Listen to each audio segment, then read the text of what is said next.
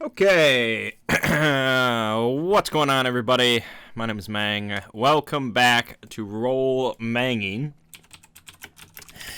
And today we did a one-shot. We did a one-shot in the Fate system. Fate Accelerated, to be exact. And we did it in the Mindjammer setting. And, yeah, there was 3 players, and Dark Jin DM'd it, and I'm going to talk about it a little bit. Not in great detail, because it was a one-shot, but we're going to discuss it a little bit. And so, Fate Accelerated. Talk about that first. So Fate Core, you're probably familiar with if you've watched these Roll Mangging videos, episodes.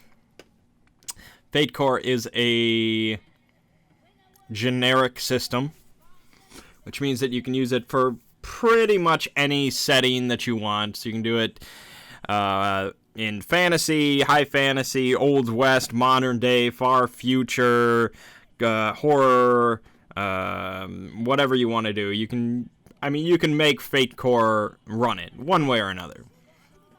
Okay? And so we've done Fate Core a little bit. I've run it as part of I changed Masks of Nyarlathotep towards the end of it in the last couple sessions or so to Fate. Ziggy ran a StarCraft Fate one shot that was pretty cool. What else? Ren has run a Fate one-shot that I remember where I played as kind of like a grizzled old man Ovem. That was cool. What else have we done with Fate? Probably some other minor stuff, but we've never really done a campaign in Fate. And so I can't really comment on how Fate would really work in a campaign setting. It would be interesting, but everything so far with Fate, I think, has been a one-shot, except for my kind of ending Masks with Fate. And people seem to like that, so maybe it could work. But, yeah, longevity, it's hard to say. But longevity for anything is a question with our group, I guess. So Fate is interesting because it's so customizable. I mean, you have this kind of basic framework, and you kind of can rip things out, add things in, modify other things, and kind of just, it's like putty, you can kind of bend it and stretch it to do whatever you want. And so it has, your aspects, which I just really do like the aspect system. I think that's so cool that everything has aspects. And it doesn't matter what it is, whether it's a person, it's an object, it's a planet, a city, or the campaign itself has aspects. Anything can have aspects, and they can be modified, and they can be invoked and used or abused and blah, blah, blah. I like that whole system. But then Fate also has skills, and it has stunts that modify skills, and it kind of has that basic framework. I guess my issue with Fate is the fact that it is kind of so broad. And that kind of came up, I guess, in this one shot a bit, where it's like, okay, you have this basic framework, and using the basic framework, yeah, you can do anything, but then it's literally, like, it's 100% opposite of something like Shadowrun. But I guess even to be more specific, it's almost the exact opposite of another generic system, and that's GURPS.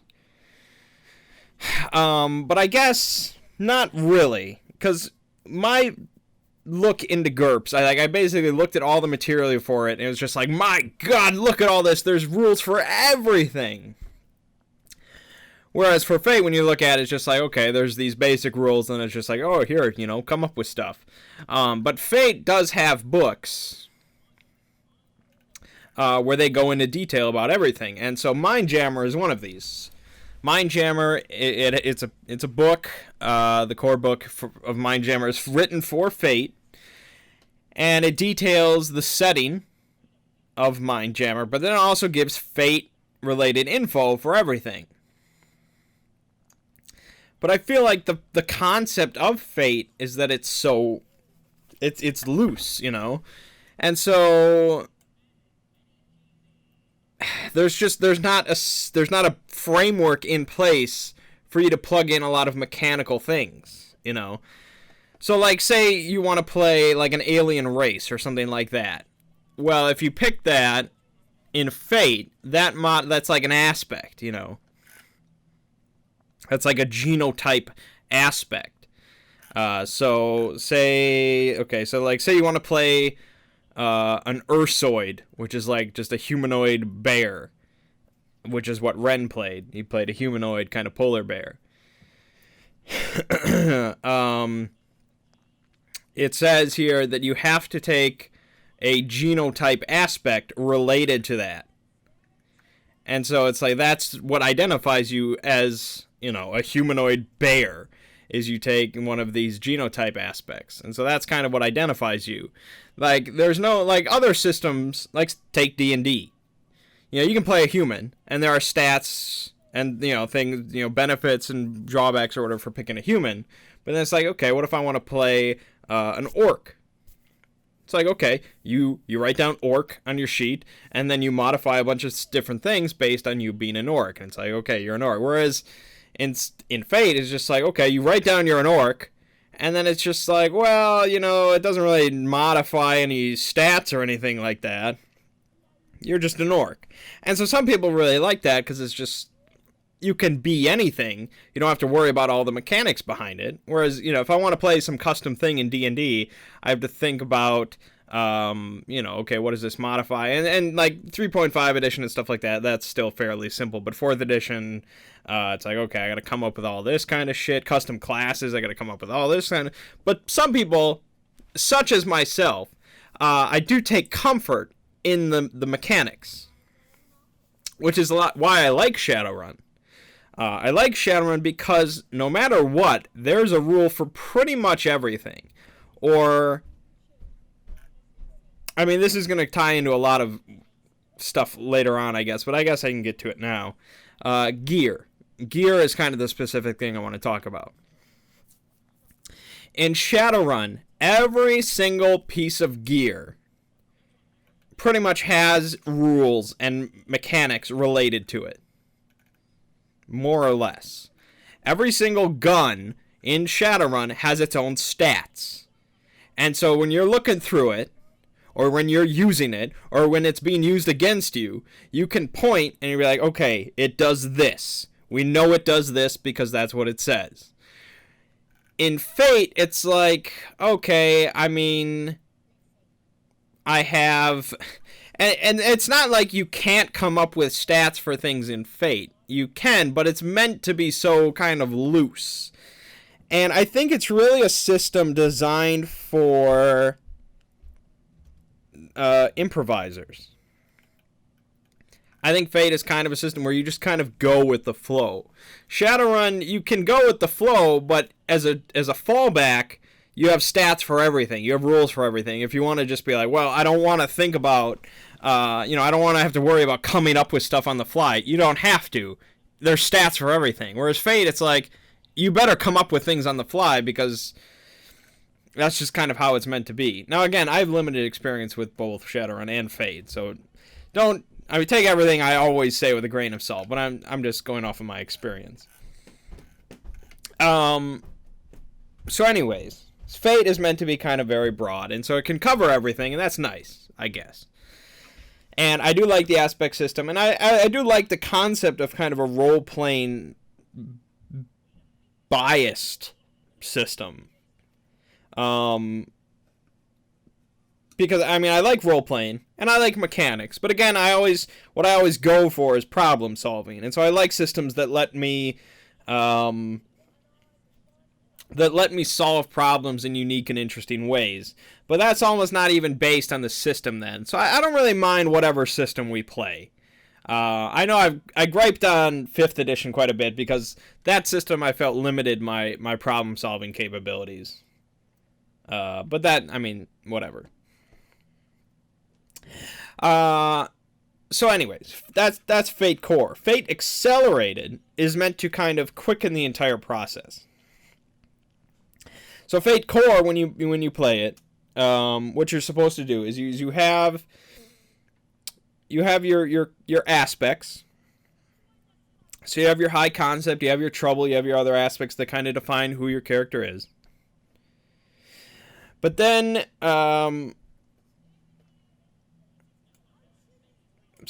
you have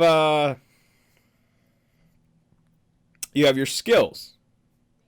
And so your skills include things like, hold on, there's a skill list in this book. You have, like, for Mindjammer, this is the skill list. You have athletics, bureaucracy, contacts, deceive, drive, empathy, intrusion, investigate, knowledge, melee combat, notice, physique, pilot, provoke, ranged combat, rapport, resources, science, stealth, technical, unarmed combat, and will. Yeah, so that's a list of 22, I think, skills, which is not insane. That's not an insane amount of skills. I mean, look at GURPS if you want to see an insane amount of skills. So I mean, I don't have a huge problem with that kind of skill list. That's fine. And then you have stunts that kind of modify skills. So, I mean, say you're good at athletics, and then it's like, okay, so you look at stunts to kind of show what part of athletics you're really good at. I mean, you're an athletic character, so you're in shape. You can kind of do athletic things, but what do you really excel at? So you might take like acrobat to give you a bonus when you're trying to make acrobatic maneuvers and things like that, or you might take sprinter so that you can run faster than another character. And so it's like, okay, two characters that are both athletic, both good at athletics, but stunts kind of makes them different where they excel, which kind of, it makes sense. It's an okay system. So that's skills, and you know it works off of kind of the standard D&D-esque skill list, where it's okay, I'm really good at ranged combat, but I'm not really good at science, something like that.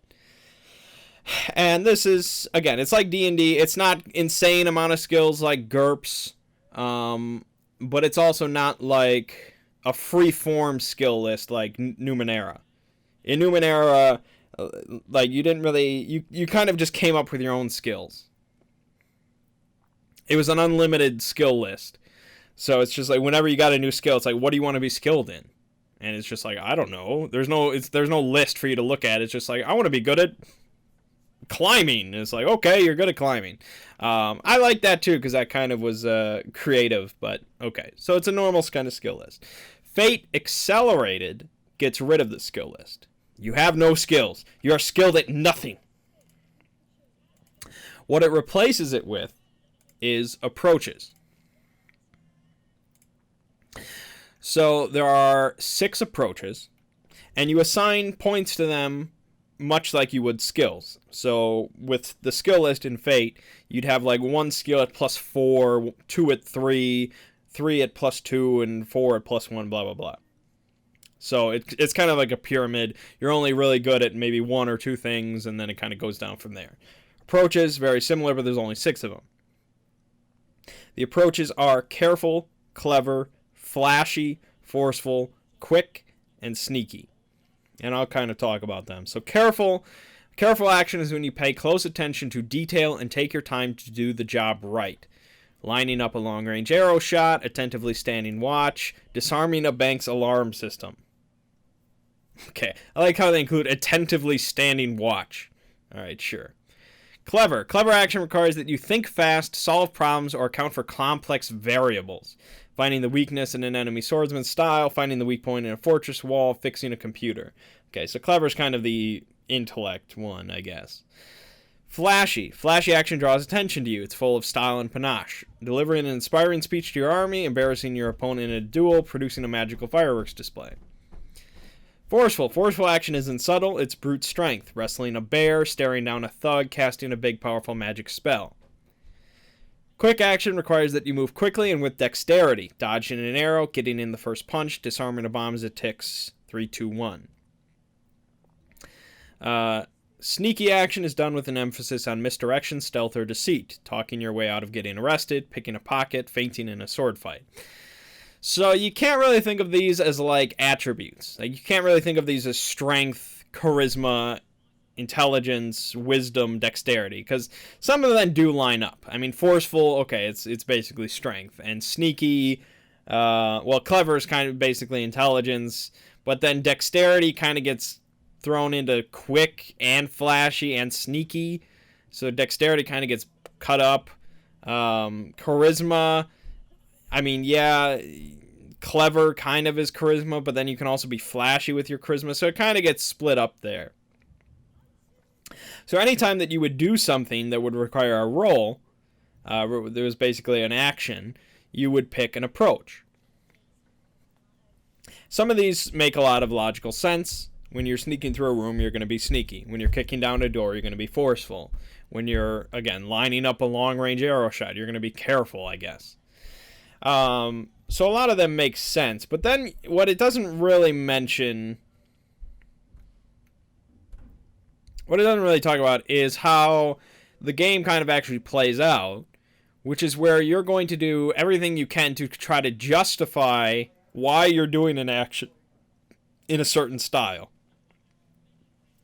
Because you're going to want to play like how you're going to want to play. You're going to want to do things just how you do things. Whether it's based on you just playing the game as a player, or whether it's how you, as your role playing a character and how they do things. But however you're doing it, you want to do it in a certain way. But what you always want to do, unless you're doing some weird, freaky shit, what you pretty much usually want to do is you want to succeed. And so the best way to succeed is to roll the highest bonus. And so to roll the highest bonus, you have to do it in whatever your character's good at. Because only one of these approaches you're going to have a +3 bonus at the start. Everything else is going to be worse than that. So if your character is very forceful, everything you do, every single thing you do, you want it to be done forcefully. And so, again, some of these things make sense. And you're going to kind of play to that approach, okay? And so, in that sense, I like it. Because it directly kind of affects how you play a character. And so this is kind of just like, it's almost role-playing for dummies, I guess. I kind of want to say that. Because it's like, okay, hey, you're playing a big brute character. Alright? Your forceful bonus is your highest bonus. You want to do everything forcefully. And so the player is going to be like, okay, I'm a real forceful character, so I want to do everything forcefully. And he's going to do everything forcefully, which means, it showcases that he's a big brute. Obviously, there can be more complexity to a character than that, but we'll say role-playing for dummies, he's going to be forceful. The problem is where you get into kind of the justification. So where you get into situations that aren't that clear-cut, where you're not just kicking in a door, you're doing something else. So it's like, okay, I'm firing a gun. Which one of these approaches does just firing a gun go into? I mean, it mentions careful as lining up a long-range arrow shot. But say I'm really good at being clever. How do I fire a gun cleverly? And so that's where you kind of get into, well, I do this, and it's really clever how I shoot this guy. There's just, it's gray. It's a very gray area. So, I don't know. I like it, but I think I need to spend way more time with it.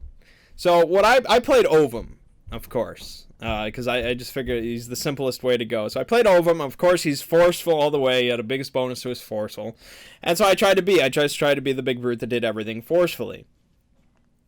And so when I was just swinging a sword, everything was just forceful. It makes sense. But when you're defending, you have to defend in a certain approach, I guess. And so it's like, okay, I defend forcefully. It's like, what does that mean? And so I was just like, okay, I mean, I like throw up my arm and I really try to just put my force behind a block. And it's forceful. It's brute strength. It's like, okay, sure. Like, I don't know how much a DM is really going to contest this. But I feel like, you know, if you pick like a sneaky character, it's like, how do you... They say fainting in a sword fight. Okay, I guess that's sneaky. Like, it's almost too stripped down at that point. I don't know. Like, this is what kind of turned me away from Fate Accelerated in the first place, was it almost too stripped down at this point. Like, I've seen more stripped down role-playing systems, but this gets down there. Where you, like, everything comes down to pretty much these 6 approaches. Now, you still have stunts, okay?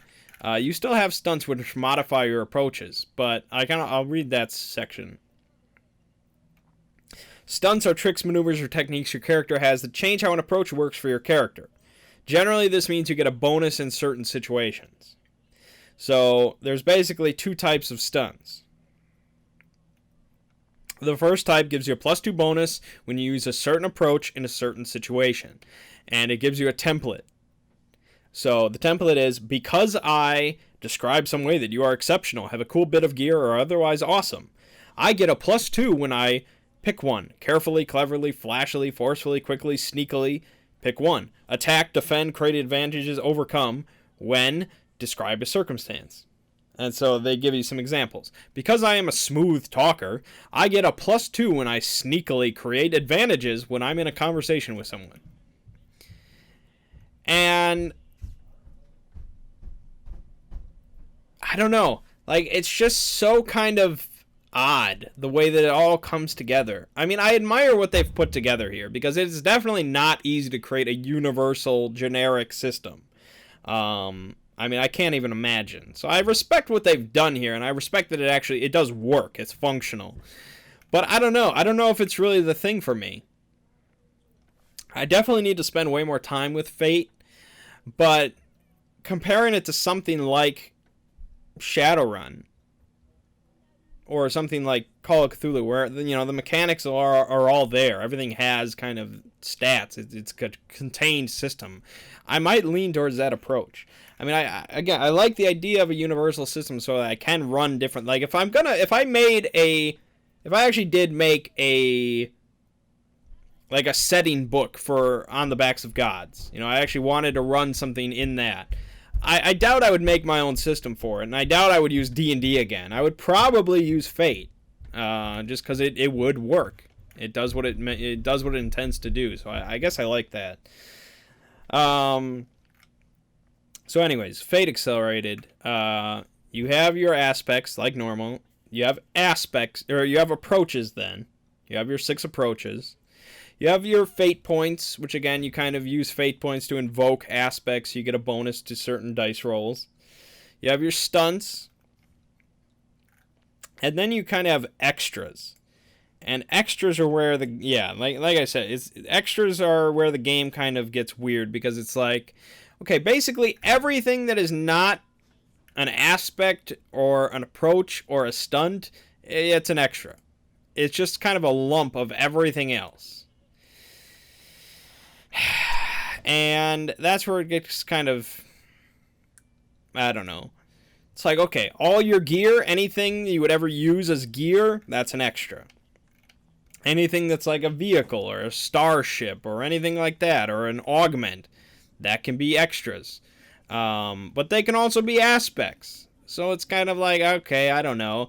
This plasma rifle, do I put it as an aspect or is it just an extra? And it's like extras, they have no defined stats. Like nothing really has stats. It's just, it's an extra. Like it says in the book, an extra is an extension to your character. It goes on your character sheet but represents abilities you wouldn't normally be capable of, and which may be external to your character. At its simplest, an extra can be a genergic enhancement or a special item of equipment. More complex extras can be suites of skills, aspects, and stunts you gain because you belong to an organization or starship crew. The key point is that an extra is mechanically part of your character. So yeah, extras can be enhancements, augmentations, genotype extras. So like if you have natural armor from being like an alien species, that's an extra. It can be vehicles, it can be ships, it can be even like organizations that you're part of. That can be an extra. So it's just everything else, just boom, have an extra. And then, yeah, I can't even really describe how it all works, because it's a surprisingly complicated system. And really, I don't think we've ever actually run Fate how it's meant to be run. I'll admit that. Every time we've played Fate, it's been very kind of off the cuff. Fate, as it's meant to be run, involves, like, when you actually do something, when you do an action, you're doing, like, one of 4 things. You're either making an attack, a defend, you're overcoming an obstacle, or you're creating an advantage. Like, this is how the system actually works. That's what you need to declare whenever you're doing something. I don't think I've ever used the word overcoming an obstacle when I've ever played Fate, because I'm not sure if anybody actually reads the whole rule book. I'm fairly certain Ziggy's never really glanced at the rule book. It's just because, like, some systems you can't really play without knowing the rules. Like, you can't really play Shadowrun without knowing how combat works, or it's somebody explaining how combat works. Whereas Fate, you're just kind of like, okay, it seems self-explanatory. You know, it's just like, okay, I've got skills or I've got approaches, and we're doing that. So roll your dice, and boom, there you go. So yeah, I don't think I've ever played Fate properly, which is perhaps a disservice to it. Because you're meant to, like, each skill or each approach, you have, you know, an attack. Attacking and defending, it makes sense. It's logical. Okay, we know how that works. But overcoming an obstacle is what you do when you are... Hold on, let me see this. Let me go to the proper page. Where's the page for this shit? I'm not looking at the... I'm not looking at the core rulebook. I'm actually flipping through the Mindjammer book. Okay, so you use overcome action to achieve goals appropriate to your skill.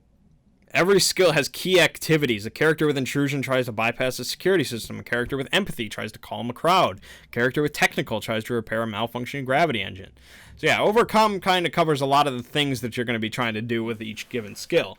But creating advantages is where you use it to create an aspect that gives you a benefit. And so this is kind of things like the aspect system has really been very much untouched from when I've played Fate every time. Because you're meant to kind of use your skill. Maybe you're changing your circumstances by throwing sand in an opponent's eyes or setting something on fire. So that's how Fate is meant to be played. You're meant to be in combat, and you're not meant to just keep swinging back and forth. Like I'll admit that I've done that. Like every time I play, that's just kind of how combat is meant to be. Much more free form than that.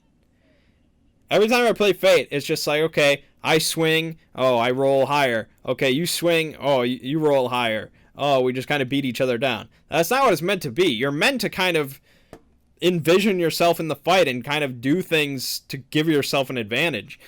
So you might use like sneaky. You might use the sneaky approach to throw sand in the guy's eyes. And what that does is that creates a new aspect on the opponent you might call it like temporarily blinded or something like that. And then what you do is you get to make an attack, and you get a free invoke on that temporarily blinded that you made because you used the create an advantage action, and you get a bonus to your roll. So you made an advantage, like literally you made an advantage for yourself in the situation. Now that's in combat, but you might like you might make it much more technical. You might be planning, you might case a place. Like, you may do like a prolonged investigation into a place where they're actually physically there, or you do like snooping around or something like that, and you find out a key piece of info, and that creates a new aspect that you can later on invoke to give yourself a bonus for when you're like trying to break into it or something like that. Like, that's kind of the whole point of Fate, is not just tell a story and here's some kind of minor rules thrown in. Like, it's meant to be about aspects in a lot of ways. Like, that you're meant to kind of be fixing the system in different ways by giving yourself advantages and things like that. I really liked that whole system, so I wish at some point we would play it properly, because I think that would be interesting. But every time we do it, it's pretty much a one-shot, and we just kind of like, we just do shit, you know? So anyways, we haven't even talked about like the actual session yet. But I'm more interested in just talking about Fate in general. So extras, okay. Alright, let me just get to the session, I guess, so I can start explaining things. So Mindjammer, that was the setting that we played in. I'll forgive you if you've never heard of it. I talked about it in Hanging with Mang, but I'll reiterate. It's basically just think of every trope and concept related to kind of far future science fiction and just throw it all in one.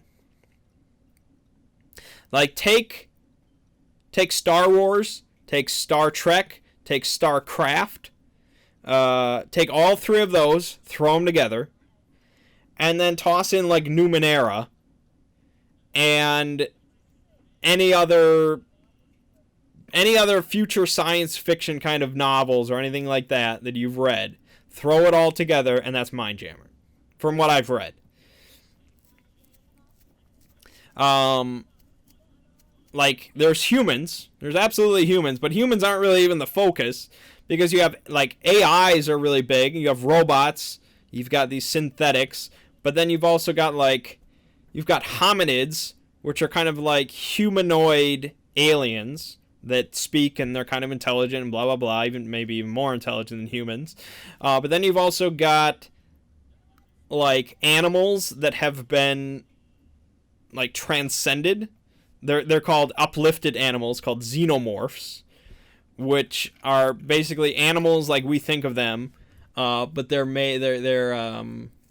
in humanoid form. They're kind of anthropomorphized. So you have your talking space cats, which really is what I should have played. I should have played freaking Twilight Imperium, just a talking merchant cat or something. That's what I should have played. But then you also have your actual aliens. So you have your weird, crazy, any crazy alien you could ever think of. Sure, that can, because you can. It's Fate. You can make whatever you want. So for Xenomorphs, they have canids, which are like wolf humanoids. They have cetaceans, which are apparently humanoid dolphins, and orcas, and whales. Yes, you can play a humanoid whale, apparently, if you want. If you want, you can play a humanoid whale. They have felines, which are, of course, cats. Pithecines, which are gorillas, bonobos, and chimps, so you can play a humanoid monkey. And ursoids, so you can play a humanoid bear. But they also say you can make whatever you want. So if you want to play a humanoid bug, play a humanoid bug. They have synthetics, of course, which are robots. You can play just kind of like a Terminator type one, or you can play a more organic one that looks like a human. But you can also play installations. Installations are large-scale synthetics like starship sentiences, node mines inhabiting global mindscape instances, etc., and corpuses operating buildings. Yeah, so if you want to play a sentient building, go ahead, although I imagine that's a real shit campaign. Then, yeah, aliens. So, pretty much any kind of alien you could ever imagine, you can play. So they have the Huyao, or war monsters, are violent hexapedal aliens. So they have 6 legs, they're cannibalistic, and they like fighting. They're intelligent, technologically primitive, and short-lived, with a violent worldview. If you want to play this, you can. I don't know why I didn't. I must not have read enough. They lack fire and metal-based technology. They have a tech index of 0. But yeah, apparently they can butcher things. They have spider climb, natural armor, and natural weapons, but they're weak to fire. And you have to take one of these genotype aspects. You either have to pick short-lived, you slight my honor, or eat your foe and take his strength, which, of course, if you don't take that, you're dumb. So yeah, it sounds Ed. Like, this sounds like an Ed character, I know, but the book actually tells you how to make this. It's ridiculous. They only live to 20 years, but you can make one. They also have the Lohi, which are a species of mysterious, mystical space gypsies. They have no vocal organs and no eyes, but they have 2 enormous ears. I'm serious. I'm reading this from the book. It's insane. It's insane. So, yeah. So you make all that. And but then you pick an occupation, and they give you all sorts of sample ones. You can be an administrator, or a fringe world, or an ambassador, or a barbarian, or an archaeologist, or a scout, or a mindjammer. You could actually be a mindjammer, but apparently that's an occupation for an installation. So you can only be a mindjammer if you're a sentient ship.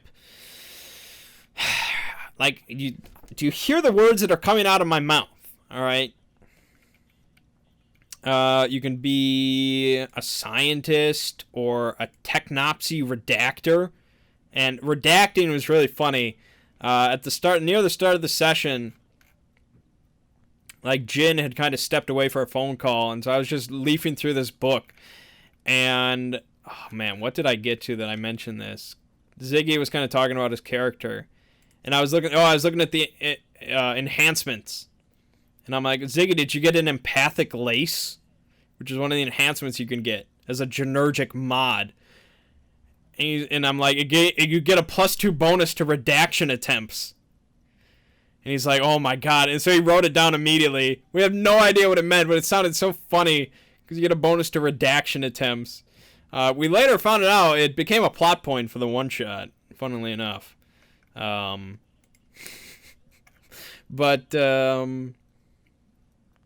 anyways. Where was I? So yeah, it's a 495-page book, and they gave, like, there's a whole section here on special abilities, which are extras, but you can't just, like, take special abilities. They have to come from something. So they just kind of list off the things that you can get, but they come from different, like, either natural abilities, like being an alien, or gear or things like that. So the stuff that they list for special bit, like, it's really interesting. I'm not gonna lie. I like all this, but this was so much to take in for a one shot. It was ridiculous. Like, I was so confused. I still am. So, like, this is kind of this reminds me a lot of GURPS. This list reminds me of GURPS. Like, this is exactly what you'd find in a GURPS book. Absorb energy. You can absorb one energy type. Autotroph, you can synthesize your own food. Describe the energy source you need to do this. Sunlight, proximity to magnetic fields, a zip cell, heat, etc. And you can invoke it to survive without food. Body scale change, so you can change how big or small you are. Density control, you can increase or decrease your density. You must have a body structure which allows this. Dispersion, you can control multiple, usually synthetic extensions to your body over and above any combat or sensor drones. Drain energy, enthrall. Your appearance, movement, voice, etc. captivates and holds the attention of a particular type of target. Extend limb, so you can be Mr. Fantastic. Flight, of course, you can fly, use athletics to make movement actions in the air. So, I mean, yeah, I like that they kind of display this in a very somewhat generic way, so it's not like you can get flight from different sources. You can get flight from having, like, a jetpack, but you can also get flight from being an alien that has wings, but it's the same kind of thing. Force field, you're protected by a force field. Hallucinate, you can make a target hallucinate.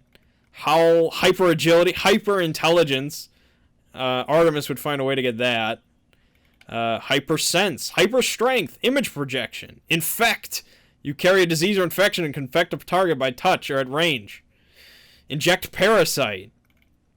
Mental blast. Particle energy control. Like, it's crazy. It's a huge book and it's filled with stuff. So yeah, that gives you a kind of idea. It's just like, it's every sci-fi thing ever, just all in one book. Like, it's an incredible thing that they put together here. I'm really just stunned by it, but I can't imagine ever reading this whole thing. But the fact, okay, here's the point though.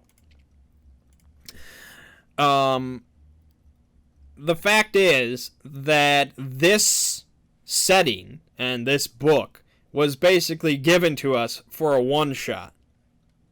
And none of us, except the DM, was familiar with it in pretty much any way. I don't think. I know Ziggy and I were not familiar with it at all. I'd never heard of it before.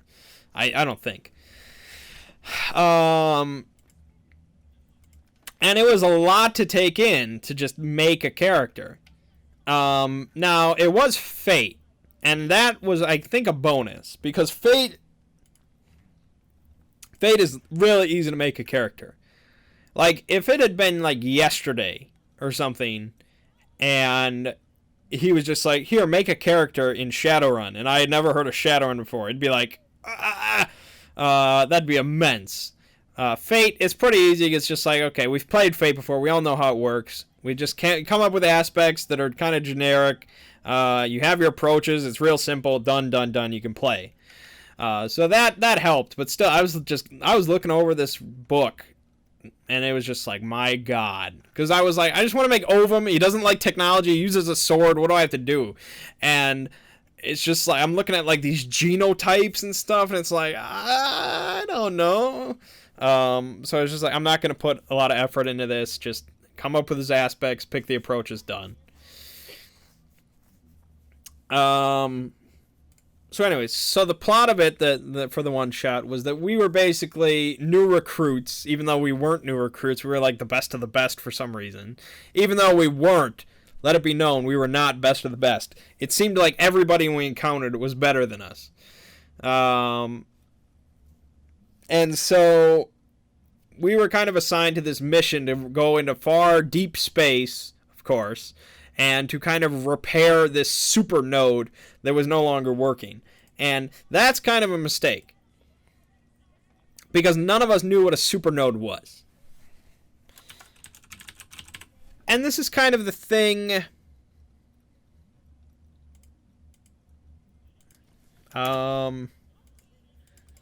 Supernode isn't even in the book. So that must have been something he just came up with, which I guess is almost even worse, maybe. But it's like, you have this incredibly rich, deep, dense setting, and none of us are familiar with it, and it's a one-shot. If it were a campaign, and we had a couple of weeks to kind of prepare, I would have probably dived into this a little bit more. I would have kind of, read through some of it, try to interpret how it all comes together and works and things like that. But for a one-shot, one-shots are meant to be exactly that. They're meant to just be one and done. Let's have some fun. That sums it up. Not that you can't have kind of a deep, memorable experience with a one-shot. Like the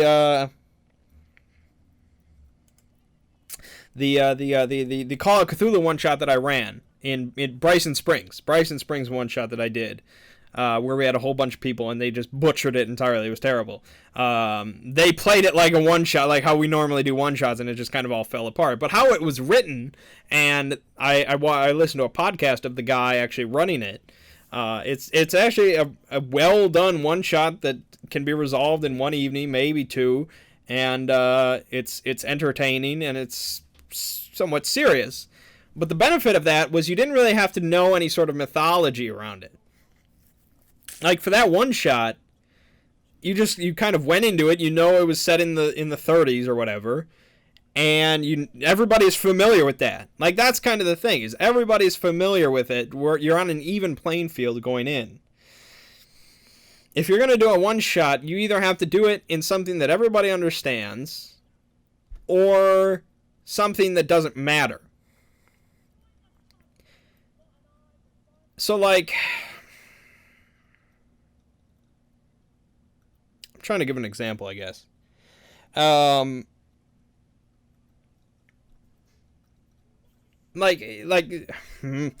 for that Call of Cthulhu one, it worked because everybody was familiar with, 1930s America. We all kind of knew the basic gist of how things were back then.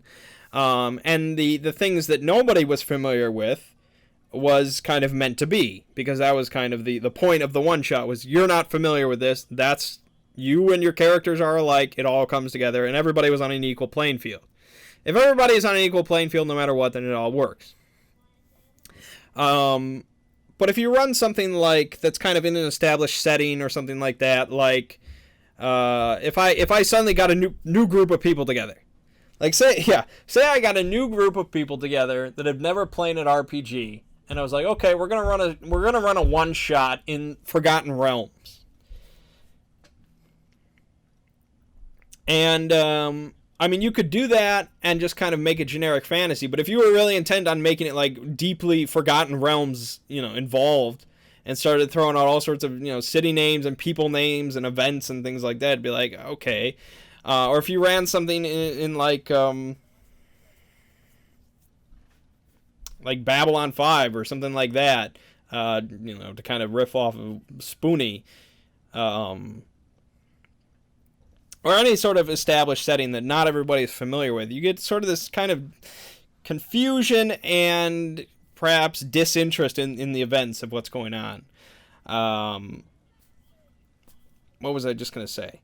Like Star Wars. Okay, like we're planning on doing a Star Wars game. If we ran Star Wars just right now, just boom, let's play Star Wars, I would think that everybody involved in it would have a basic gist of how it works. Like, Star Wars, very established. We all know how it all kind of works, and we're not confused or thrown off by anything that might get mentioned.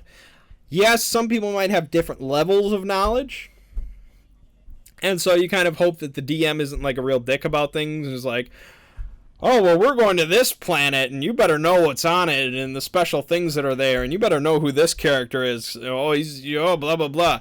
But no, you kind of get how the tech level works. If you say Death Star, we all know what you mean. We all know what the Empire is, what the Rebels are like. We know who Han Solo was. We know what the Hutts are like. We know these basic things about the universe. With Mindjammer, most of us knew absolutely nothing. Sometimes that's okay. Like I said, sometimes that's okay. But you have this setting where the DM knows stuff, apparently, and it's a very deep, involved setting. And so it left, I think, the rest of us a little confused. Especially since it was a one-shot, where it was just kind of meant to be, let's dive into this and have some fun. Jesus, we're 47 minutes into this. I really haven't said anything about the session. So anyways, yeah, we're meant to go off into space and repair this this super node, apparently, which connects the Mindscape or whatever. I think that's what it was called. I'm pretty sure it was the Mindscape. I have no idea. I want to say it's the Mindscape. And the Mindscape is basically like kind of like the Matrix, but also like the big, like the global internet thing that was in Numenera that was just everywhere. Like the Mindscape is apparently everywhere, but it's connected by these super nodes and blah blah blah. Okay, anyways, that was our mission, and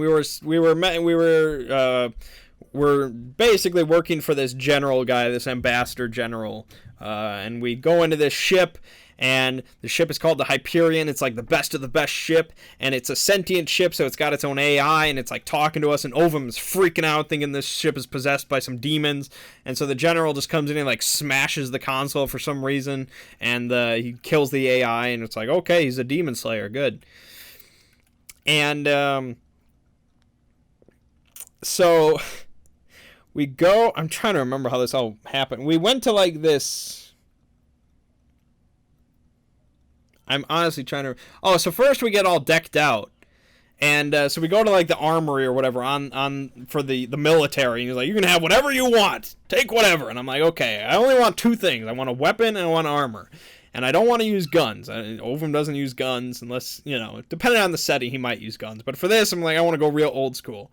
And so in the book, they have, in the Mindjammer book, they have a monofill, which is, it's basically a lightsaber, although it's not, because it's just a monofilament wire. And if you remember my Shadowrun videos, you'll know that everything is better with monofilaments. And so Jin basically gave me a monofilament greatsword. And so the note for the monofilament thing was it cuts anything. So I interpret this as like a lightsaber. It will cut through anything. The monofilament thing has a +6 to damage. It's just ridiculous. It's insane. It's a lightsaber. It's so cool. And then for armor, I'm like, okay, I can have anything I want. What's the best armor they got? What's the biggest armor? And I see high threat assault armor. High-end powered armor sealed and with a sentient exoskeleton. This is the nearest physical armor gets to a fully enclosed combat walker. It's massive and extremely intimidating. Usually vac sealed and frequently paired with EVA harnessed, heavy weaponry, strength boosts, and combat drones. And I'm like, yes, give it to me. And so I got my monofilament greatsword and high threat assault armor. In the end, I would have had the exact same results if I had taken paper armor and a pencil. This, I'm going to have to mostly blame on Jin, because I think there are rules in place for different armors and different weapons. So I'm going to have to blame Jin for this one, but I'll get to that a little later. So anyways, so I'm all decked out. We go, man, I'm blanking on the whole session now. We get to this planet, or it's like a moon or something. I don't know. We're trying to find where the supernode is. I got in a bunch of fights. I know that. Oh, so we get to this moon and we find this mysterious guy who's like wearing a hood. He basically looks like a Sith, pretty much. But the general is like all friendly to him. And he's like, oh, get this man on the ship. And we're like, I don't know. And this guy like gives me something. He like gives me this piece of metal. And I'm like, who the hell are you, demon? And so I basically tried to kill him. And so I like roared and I rushed forward and I tried to, oh, no. I'm forgetting, like, no, is that first? Yeah, that had to have been first. I'm skipping a whole part. Man, I skipped a whole bunch of parts. Like, it's all jumbled in my head. Because I've been talking for a while now. So anyways, so first we get to kind of this ship that's like, we found one of our own ships and it was sending out a distress signal and it was right next to kind of an unmarked ship. So we start firing upon the unmarked ship immediately, and I'm like, Ovem doesn't know how to fire any of these cannons or something. Like, he basically, Ovem in this setting, he was like sitting on Dagobah, basically. He was just sitting on this backwater planet like he just normally does. And these human empire basically found him and he killed a bunch of them like Rambo, but they finally subdued him. Like, oh, this guy would be good for our military. Let's recruit him. And so he got recruited. And so he doesn't know how to work like any technology. That's why he uses a sword. He knows how to use a great sword. And so I'm like, oh, I need to get over there. Send me over there. And so the general guy, I shit you not, this is what he does. He shoots a tiny missile out of his eye. His cybernetic eye that lands on my shoulder and grows in size. And then I push a button on it that automatically sends me over to the other ship, and I'm inside of it. I don't even know what to say about that. I don't know how it works, but it's probably one of the craziest things I've ever heard in an RPG. Like, I'll tell you that. So, long story short, we all ended up getting those. We're all over on the other ship, and Ovem does his Ovem thing. He's, like, cutting through doors, and he's cutting people in half, and it's crazy shit. And then, like, the other two were, like, off doing their own thing in the engine room, and they let off, like, an implosion grenade, and so shit kind of hit the fan, and I'm, like, I almost got sucked out into space, but I managed to get back in, and I cut off the captain's head and stuff like that, and so then we get back on the other ship, we go to this moon, and there we meet up with the Sith guy, and I attack him immediately, but this guy is, like, God incarnate. He has, like, a +6 bonus to everything, and he's like punching me and he's beating me. Remember, I'm wearing high threat assault armor, okay? I'm wearing high threat. It's like the best armor in this book, from what I can tell. Yeah, I think it is. I think it is like the best armor in the book. He punches me once, and it breaks.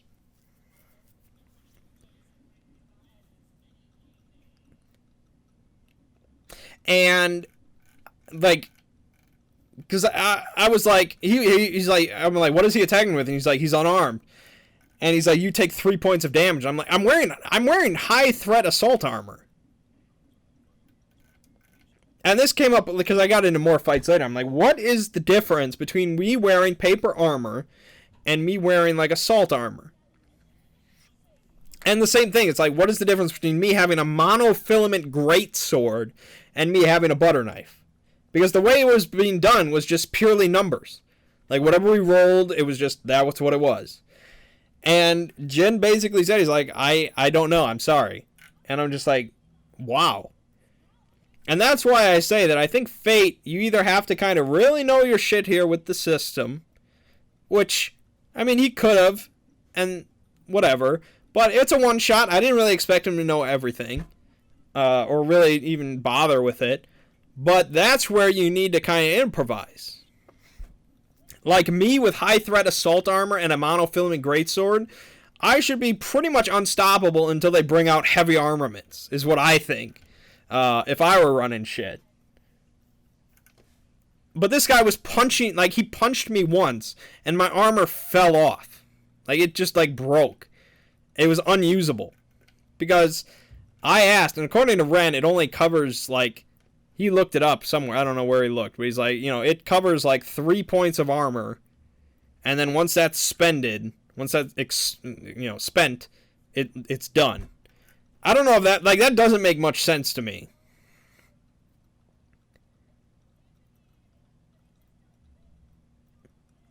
But, okay. So anyways. So this guy basically kicked my ass, but then he kind of, like, stopped attacking me, and I still tried to attack him. Basically, from that point on, everybody I met, I was trying to kill. Whether, if I was conscious, I was trying to kill them. Like, I pretty much never stopped. You'd think that Jin would eventually at some point realize that I was never going to stop, but yeah, he just kept on letting me go. And every character I tried to fight was basically God. Like, they basically had +6 for all things all the time. And so, yeah, I failed killing this guy, but then, like, I got this new aspect. Like, apparently I was awoken, and I felt like this feeling welling up inside me. I don't know what that was about. That felt like kind of like, you know, here's something related to this setting or related to my custom setting, and I'm not really going to tell you what it is, and there you go. Which occasionally is fine, but it was a one-shot. I don't know what was going on. So then, I'm trying to remember what happened after that.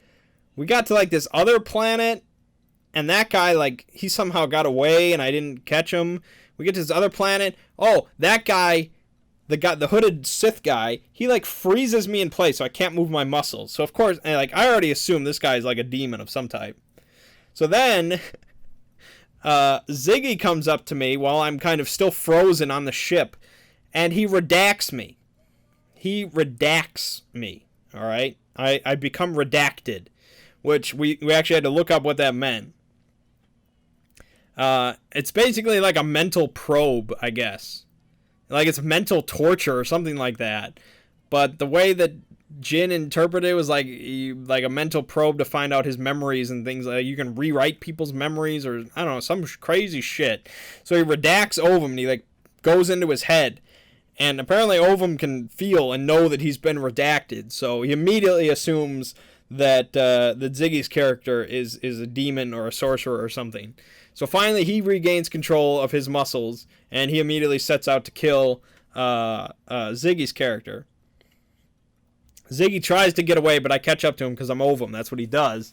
And I'm like bashing his head into the wall. And he pulls out one of his implosion grenades, and he's, like, got it ready. Like, it's ready to go off. But then these, like, blue aliens, like, get on the ship. and they like immediately disconnect the grenade because it's all wireless, Mindscape or whatever. And they like start tasing me and they like start dragging me off, but I like fight them off. And then there's this other guy that's like force choking me, and he's like the head of the blue guy, so he's like force choking me while I'm choking Ziggy's character.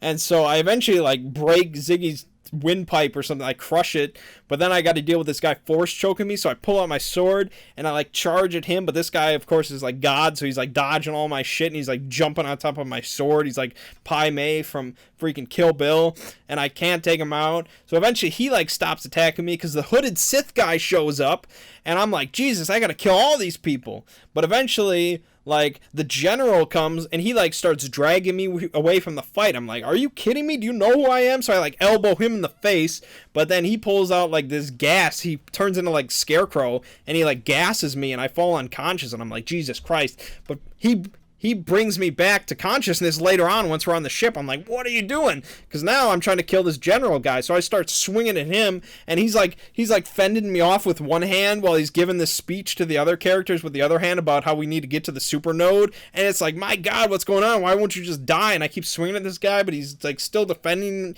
And finally Ziggy like gets onto the helm of the ship and he wants to like crash it into the planet. And so then he's like going, there's like this whole net of ships that in his way, so he's trying to crash through the ships to crash into the planet, and this general's still like giving his speech and I'm still trying to kill him. And so then the hooded Sith guy shows up, and then the blue guy shows up, and they're all like there, and then like the window breaks and everybody jumps out, and so I jump out after them because I'm just trying to kill all these people. They are all demons. And so then like I'm trying to kill the general first, but I get knocked unconscious because I like fly into a ship, and then Ziggy crashes the ship through the ships and trying to get to the planet, so the whole ship blows up. But I'm unconscious because I'm with the general and the blue guy, and they're all working together because they're all demons. And meanwhile, Ren's character, who's a giant polar bear, he got into escape pod off the ship first, and so he went down to the planet, and he's kind of off on his own. Meanwhile, I wake up chained to a wall, and the blue guy, or maybe it's the hooded guy, I don't remember, he's giving me a choice. He's like, you can either work for me and become my trainee, or you can be turned into a clone or something like that. And I'm like, you can go fuck yourself. I won't choose either option. And so I'm like trying to break free from my chains, but they don't work. And finally, like, this pit opens up beneath me and I like fall down it, and that's the end of my character. Ziggy of course is dead because of the giant planet explosion ship thing, and so then it's just the giant polar bear, and he's kind of wandering around on the planet. But then he meets up with the hooded guy for some reason, who he trusts. I don't know why. He's a demon. And so then the hooded demon guy is like, hey, I'm going to show you this thing that's really cool and can help you get off the planet. And so he shows him like this eraser thing. That's what he calls it. He calls it like the eraser. And Ren's like, what does it do? And the guy's like, it's an eraser. It erases stuff. And he's like, how does this help me do anything? All right, I'll go into it. So he walks into the eraser and he feels like a feeling, and he like can see Ovem and do all this stuff. And he's like, yo, okay, that's cool. Nothing's been erased, but what's going on? And then the session kind of ended.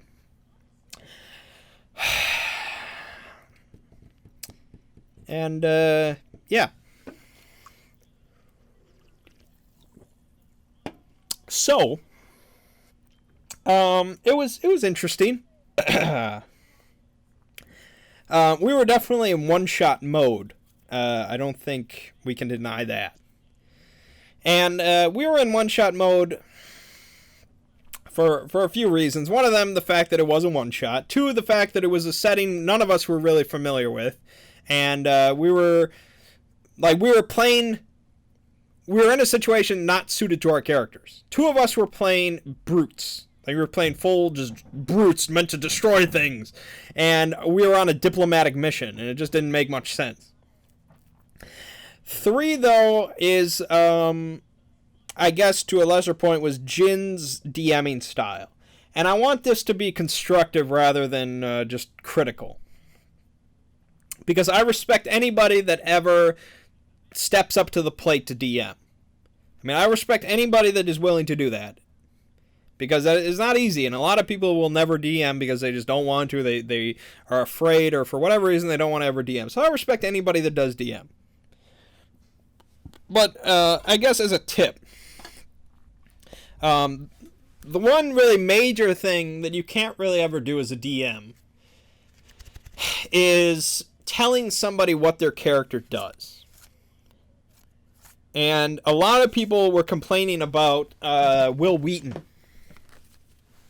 Because Will Wheaton, when he DM'd Dread, which is kind of a strange horror system using a Jenga tower, he DM'd that for a couple of videos on Tabletop, and a lot of people were critical of him because he kept on telling the players what their characters were doing or how their characters were feeling. And that's really kind of a no-no in my book, and Ziggy's book for that matter, for DMing. Because generally, barring some special circumstances, players need to maintain full control of their characters. So on a very low level, this might entail the DM telling a character or telling a player that their character is scared, or that their character is excited, or how their character feels about a situation. This is a very low level. A lot of people playing a role-playing game might never notice or care about this. Be like, oh yeah, my character's scared. Yeah, you're right. But some people will really. This is like a stickler thing. Like they will get pissed off if you tell them how their character is feeling, because that is part of their control.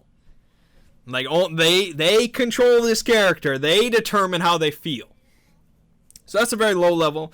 The next, you might determine how a character reacts to a situation. So this might be something happens. Here's a very good example, and this happened during this session. It's like something happens outside of the character's vision. So it might be like, to kind of give a grand example, especially like this is basically what happened in the session, was like an explosion happens nearby, and the DM says, okay, there's a grand explosion, and as your character turns to look, and it's just like, whoa, I didn't say my character was looking. Now that's a very light example, because generally for an explosion any character is likely to look at it, but you can extend that to kind of much more mundane situations, or much more subtle situations where your character turns, your character raises an eyebrow, or your character kind of exclaims, something like that, as kind of a reactionary thing. The highest level and the most bullshit is where a character where you actually tell a character how they act rather than react. That's the gravest offense, and I think that did happen during this session. Because I was fighting the general or something like that. I think I was wrestling with the general, and we saw like the net of ships in front of us as Ziggy was trying to crash it into the planet. And Jin was like, you all just kind of sit there and stare at this net of ships in front of you. And I'm just like, whoa. Like, who said I stopped fighting the general?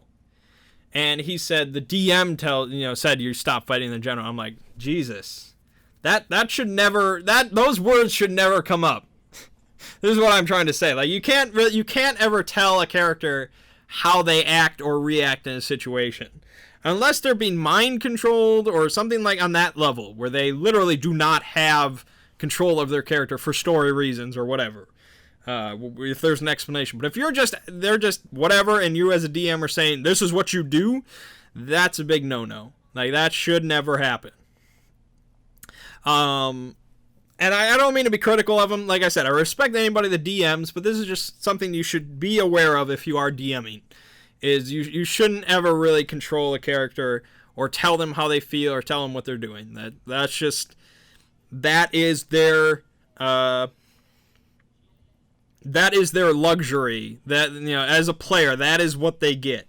They get to control the character. You get to control everybody else in the entire world of your game, but the players are their own. So, yeah, just a tip to Jin and to any other aspiring DMs out there. Keep that in mind. Sometimes it's really subtle. You might not even realize you're doing it. Like, you might just say, oh, your character is really scared or excited about this or whatever. Your character is shocked. But some people, especially new players, probably wouldn't even notice or care about that, which I think is why it worked for Will Wheaton on Dread. But for veterans, yeah, that doesn't fly. Not to say that I wasn't really upset about any reactionary things, but when he said I stopped fighting the general because I'm looking at this net of ships in front of me, it's like, no, that's not happening. So yeah, overall, it was an interesting experience. It was definitely a one-shot in full one-shot attitude. Fate Accelerated, I would try it again. Mindjammer, I don't know if I would ever do another Mindjammer one-shot. Maybe as a campaign, but that's hard to say. I mean, I definitely like sci-fi. I think we all know that. And it is definitely a very sci-fi setting, so potentially. Moving forward, though, we're going to be, I guess, moving on to Star Wars. That will be the next game that we're participating in. I don't know if that's going to start next Sunday or not. We'll have to see. We're going to be doing the new Fantasy Flight version. There are 3 books for that. There's Edge of the Empire, Age of Rebellion, and Force and Destiny. Edge of the Empire is about smugglers and bounty hunters and things like that on the Outer Rim, like the far, all sorts of different planets and things like that. Age of Rebellion is basically the players are always, I think, rebel soldiers or rebels, and they're working against the Empire. So whether they're soldiers or kind of more black ops kind of things or stuff like that, you're always, I think, working as the rebels. Against the Empire. And then Force and Destiny, you are kind of the last remaining Jedi. In kind of in the galaxy. So you're either kind of working for the Empire, or you're on the run, or situations like that. So that's where they involve the Jedi. The other 2 do not involve Jedi. So I was hoping we were going to play Force and Destiny because I really wanted to do Dark Jedi Ovem, which will happen at some point. But we are going to be doing Edge of the Empire. So we are going to be playing smugglers, merchants, bounty hunters, kind of the low light, the Han Solos and stuff of the galaxy, which is very interesting. I've wanted to play Edge of the Empire for quite some time. So yeah, that's going to be next. I don't know if that'll be next Sunday or not. It depends on how Ren is going to be DMing it, so it's dependent on when he's ready. So like I said, Star Wars, we're all very familiar with it, so I think that'll be pretty smooth. I'll probably end up playing something pretty much like Lamora, kind of a smuggler, but a very the smooth talking kind of one. It'll be similar to Han Solo, but I think he'll be almost more of a, I was going to say more of a leader than Han Solo, but I think Han Solo does kind of represent the leader in some ways. But perhaps a bit more of a, like the Han Solo that we normally see in the movies, he's generally just kind of working for the good side. So this will be kind of Han Solo when he's actually doing all of his kind of smuggling shit and all that kind of the dirty work. So it'll be interesting. I'm looking forward to playing it. But yeah, so that was Mindjammer with Fate Accelerated. I hope you enjoyed my ranting and raving as I tend to do. I was hoping this would be like a half an hour video. I wasn't actually sure if I wanted to make this episode. And here we are at an hour and 12 minutes. So, my name is Mang. This has been Roll Mangging, and I'll see you fine folks next week.